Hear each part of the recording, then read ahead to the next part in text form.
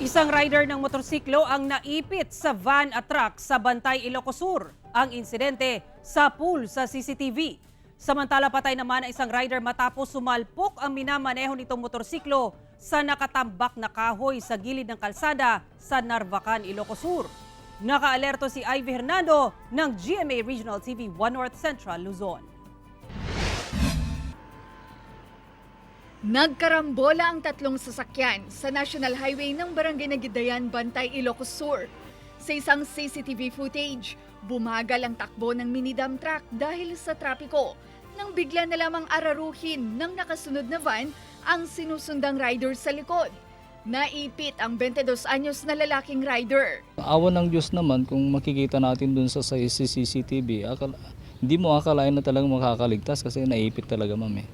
Pero sa ngayon, yung itong driver naman ay nagpapagaling na sa ospital. Paliwanag ng driver ng van sa PNP, nakaidlip siya habang nagmamaneho.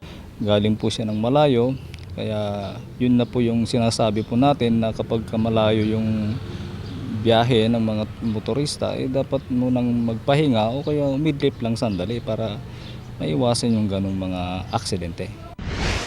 Patay ang 43 anyos na si Rolly Gannan, residente ng Barangay San Jose, Narvacan, Ilocos Sur. Nawalan siya ng kontrol sa minamanehong motorsiklo at sumalpok sa mga naipong kahoy sa gilid ng kalsada. Sabi ng mga witness na na-interview namin sa lugar, hindi naman po ganun kabilis pero may na-overtaken lang po kasi siya na tricycle din niya lang siguro nakita kaya na-aksidente siya. Susunduin sana ng rider ang kaibigan na mangyari ang aksidente.